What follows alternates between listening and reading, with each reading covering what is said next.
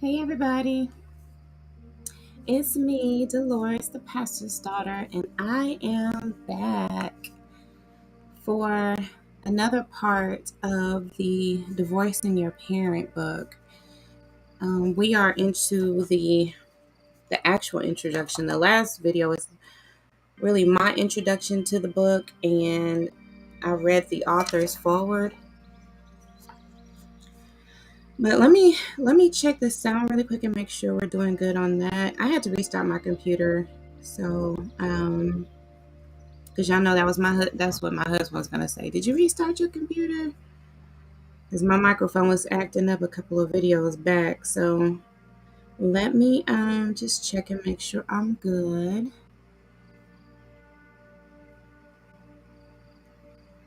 How are y'all doing this evening?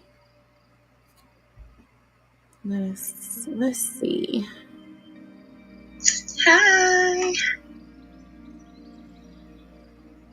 Okay. Let's see. I didn't get an alert.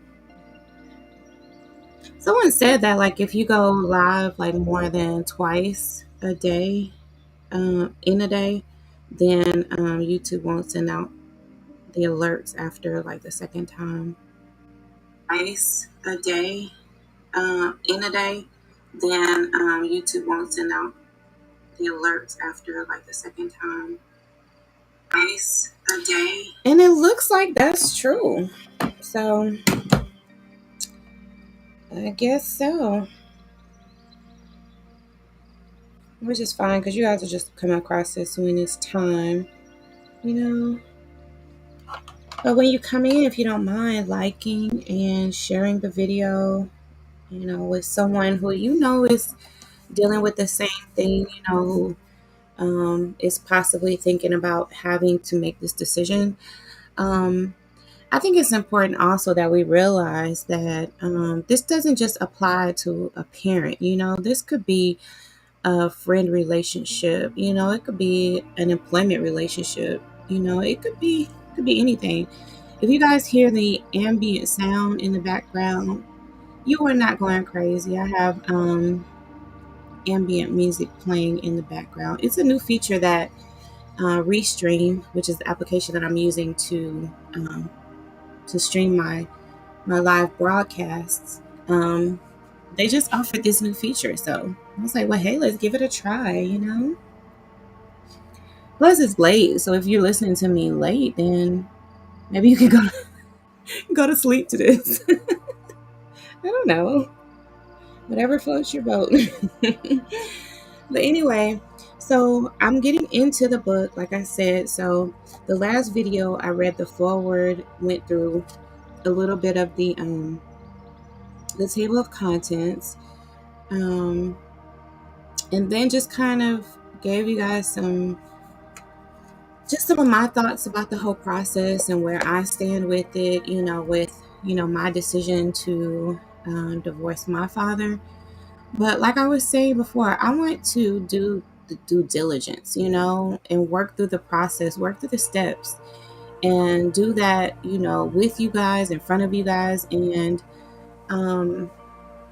before I really make a final decision, of what needs to happen.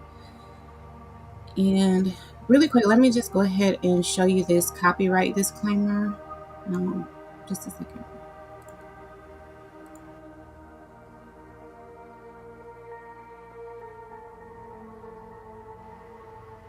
Okay, so that was our copyright disclaimer. So what I plan to do for these videos is I want to read as much as I can of it, because I want you guys to get like the full effect of what this therapist intention was with this book. And I don't know, I figured that it'll probably be helpful for us for us all to know the process so that we could hold each other accountable. If each other's going through the process, you guys can hold me accountable for what I'm reading and how I'm processing it, and and all that good stuff. So I'm just going to go ahead and read this, her introduction, which she titles it My Own Decision to Divorce and Yours. And it reads like this. Many people do not understand why someone would want to divorce a parent. In fact, most people are critical of the very idea. Divorcing a parent is a sensitive and often controversial issue that until now has not been addressed formally. Although anywhere from one fourth to one half of all adult children from dysfunctional families choose to divorce one or both parents. Can y'all believe that stat? And this was, she wrote the book, like I said, in 1990, was it? Yes, 1990, and did a rewrite in 2014. And I wonder, how those numbers look now, in 2022. I really wonder how those numbers look now. Okay, let's continue. I understand the guilt, anger, fear, and pain that those who contemplate this decision feel, the courage and commitment to healing and recovery it takes in order to make this decision, and the agony of mourning the loss of the parent. I am an expert on the subject of child abuse and for 15 years have been a therapist specializing in working with adult children of dysfunctional families.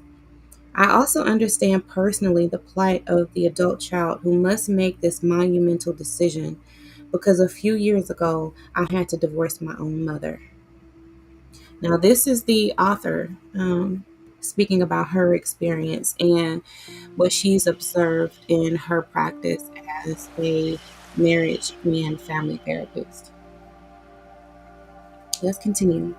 Like most adult children who decide to divorce, I had tried for years to work things out with my mother. I entered therapy for the sole purpose of releasing my anger and resentment towards her because of her neglectful and abusive behavior toward me when I was a child.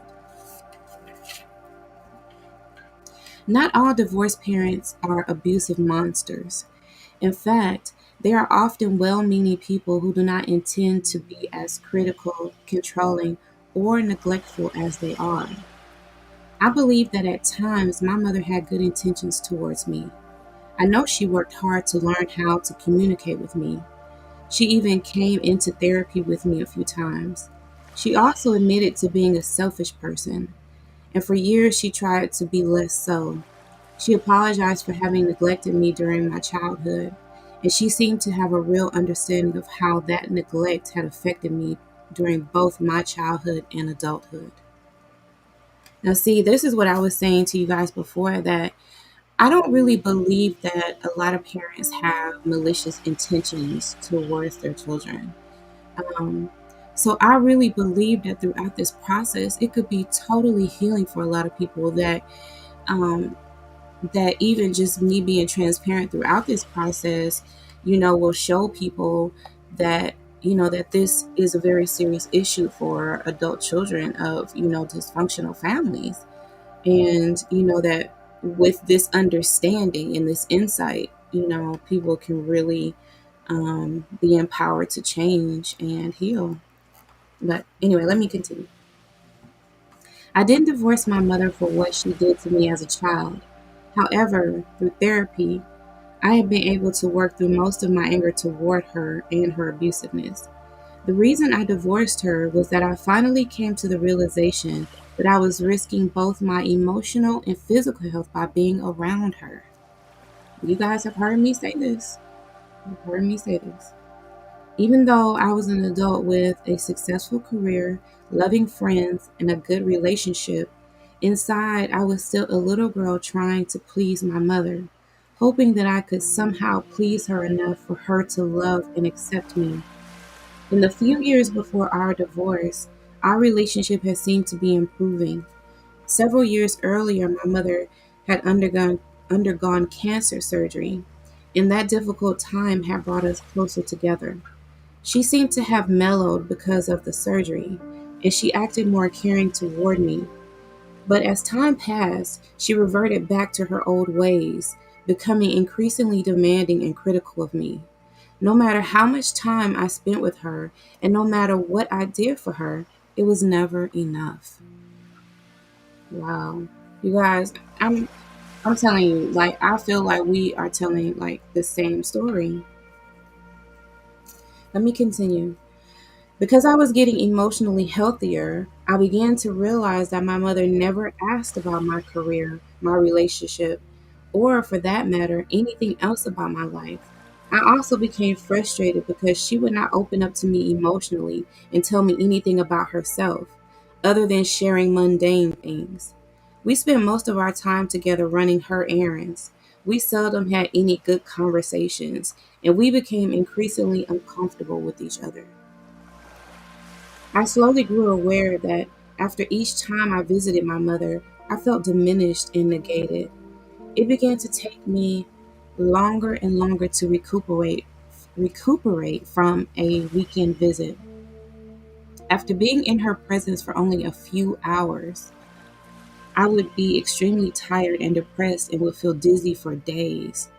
Finally, I went to the doctor for a checkup and discovered I was suffering from a stress related condition. My doctor urged me to reduce the stress in my life in order to avoid more serious problems. Y'all, I'm telling you, like, we are telling the same story. This woman is like, this is my story too. But see, she wrote this in 1990. And here we are in 2022, and our stories are similar. Our stories are very similar. And I just got this book like 2 weeks ago. So this is crazy. Okay, let me continue. I immediately knew what stress I needed to eliminate. I started going to see my mother less and less. And when I did visit her, I stayed only for only a few hours instead of for the entire weekend. She became more and more unhappy with the situation, calling me up frequently to complain. There were always things she needed to do, and she would try to make me feel guilty for not taking care of them for her. I tried to explain to her that I hadn't been feeling well, but she didn't even ask what was wrong. It hurt me to realize that she cared so little. I noticed that the more time I spent away from her, the better I began to feel.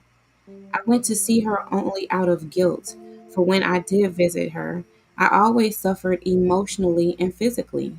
One of the last times I saw her, I was shocked when I realized that I could take out a bottle of medication that the doctor had prescribed for me and take a pill, and my mother would continue talking without missing a beat. She never asked what the medication was for. I was slowly coming to the painful conclusion that my mother did not love me and never had. Oh my gosh, you guys. We're totally saying the same. We have the same story. I had determined a long time before that I was not going to let anything get in the way of my personal recovery, that I could let go of anything or anyone who got in the way of my growth. It was a tremendous step for me when I realized that I had to let go of my mother, the only family I had. I felt at once liberating and extremely frightening, but I did it. And I feel freer now than I have ever felt in my life. The longer I have stayed away from my mother, the stronger I have become. My self esteem is higher. I am less angry, and my relationships have improved greatly. Just recently, I saw a made for television movie called I Know My First Name is Steven, about a boy who was kidnapped by a man who then molested him and held him captive for 7 years. I became very upset by the movie, but I didn't understand why until I suddenly realized that I had felt as though I had been held captive all my life by my mother. Like Steven, I wanted desperately to escape, but I had nowhere else to go. My mother made me feel that I was lucky she was willing to work to put food in my stomach. She would threaten me that if I didn't mind her, she would send me away to a convent. Even after I left home, I still felt that my mother had control over me. I've, it's hard to explain why, except that there was a part of me that was still afraid of her wrath and disapproval. It wasn't until recently, after I hadn't seen my mother for 2 years, that I realized I no longer felt like her captive. It took divorcing her to finally make me feel free. Oh my gosh. Like, she's telling my story, except, my situation involves my father. Um, and hers, involves her mother. Um, Let me continue. Although you may not know it, there are thousands of other people besides you who wish they didn't ever have to see or hear from their parents again. It isn't that they don't love their parents, but that they feel unsafe with them. Sometimes they feel physically unsafe because their parents are still physically or sexually abusive. But most often they feel emotionally unsafe because of the verbal abuse, controlling, overly critical, or neglectful behavior that has been going on since they were children. It is not my intent to tell you in this book that you should divorce a parent or that you shouldn't. You clearly need to decide this on your own. Instead, I would like to explore with you the positives and negatives of doing so and offer support for whatever you decide. With enough support and perspective, you can make a healthy choice. No matter what you have endured in terms of abuse and neglect, you have the potential to live the rest of your life in a far healthier way than you have lived so far.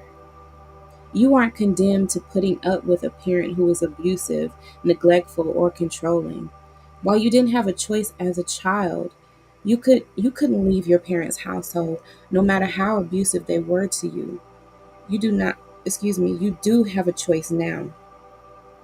Divorcing a parent is indeed a radical choice, but it is a very viable one, considering what you have been through and continue to go through with your parent or parents.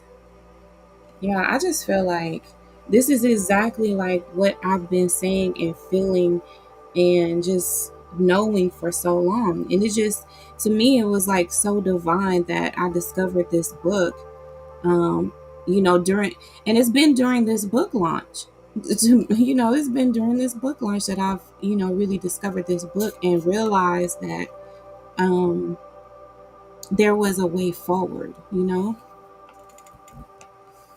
Um, but let me continue. Divorcing a parent applauds those who have the courage to take such a drastic step, even when continually pressured by society, family, and friends to forgive and forget, seeing it as a significant, life affirming decision that it can be. You may decide that you want to divorce a parent that you feel red. Excuse me. Let me read that again. You may decide that you want to divorce a parent and that you feel ready to do so now. Or you may choose to try a trial separation. Many adult children temporarily separate from their parents while going through the recovery process to see how it feels to be away from them and their influence. On the other hand, you may realize that you are not ready to divorce or temporarily separate, or that you do not want to divorce your parent at all. Divorcing a parent is a very complex issue, and divorcing a parent provides you with alternatives: temporary separation, physical divorce, emotional divorce, or reconciliation. It equips you to make the right decision for yourself. This is why I say, you guys, that this is very empowering, and it's empowering like on both sides of the dysfunction, so to speak. Um, it empowers, the adult children to, make a decision that is healthy for them, but also for the adult, for the parent to, change their behavior and realize that, their adult children are adults now, and that it could be the start to a very great relationship, moving forward. But I'm going to continue reading. There are no absolutes. There is no right way to divorce a parent, no guaranteed way to cope with the loss and the pain, and no magical way to deal with the pressures and criticism of others. Having said that, I can still take you step by step through the decision making process, prepare you for the final goodbye, help you through the grieving process, and help you learn how to deal with feelings of guilt and with pressure from others. In the first part of the book, I will help you decide whether or not you wish to divorce your parent. Topics include good and bad reasons for divorce, when it's time to stop trying, and how to prepare yourself for the act.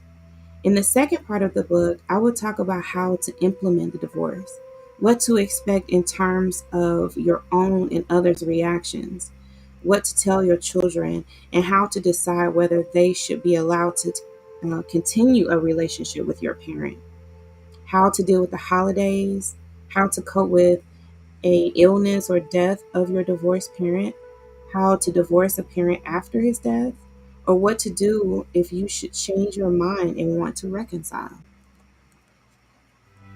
No one should have to continue a relationship that is abusive, destructive, or unhealthy. Yet many adult children continue such relationships with their parents. Since it is acceptable to get divorced from a spouse who is abusive or detrimental to our growth and well being, why shouldn't it be acceptable to do the same with a parent? Divorcing a parent offers hope to many thousands of victims of childhood abuse who still suffer, even as adults, from the constant abusive behavior of their parents. Wow. That was um that was the introduction, you guys. So she talks about, a little bit of her experience and, what led her to divorcing her mother. And then, offers guidance and kind of like the step-by-step process of, making a decision, one way or another, how to proceed. So I just, I feel like this is powerful. This is really a powerful step in the right direction. Um, yeah, in making this choice, and with working through the steps, it appears that once you have done all of this due diligence, all of this um, careful consideration, you can make an informed decision on your next steps. That's a good thing, That's a really good thing, you guys. So, anyway, so I'll just come back for the next part. I'm just gonna take a break and just digest, all of what I read. Because you guys, like I was saying, I want to, um, I'm wanting to do this, like work through this process and do this like in real time as I'm reading the book. I want to, work through this process, and it's just, I guess it's a lot to, to really consider, but it's good stuff. So, I mean, you guys let me know, like, have you, found yourselves at that stage in your relationship with your parents, Is it something that you feel like, wow, I'm glad that I, discovered that this is an option, this feels empowering, to be able um, to know that I can cut contact if I need to, um, I can move forward with my life and close that book and close that chapter, close out that relationship, and just move forward, with healthier relationships. It's just, um, and then, I also want to know, like, what do you think about this, being something that can be used in other types of relationships, other relationships that kind of have bit of a, that bit of a stronghold to them, like that bond that is really hard to sever. And I would say that any relationship with a toxic person is, a bond that is hard to sever, you know, because they attach themselves in ways where it's like to sever the relationship with them is almost like to expose an open wound, or um, to expose a wound that's gonna bleed a bit, and that's not an easy decision to make.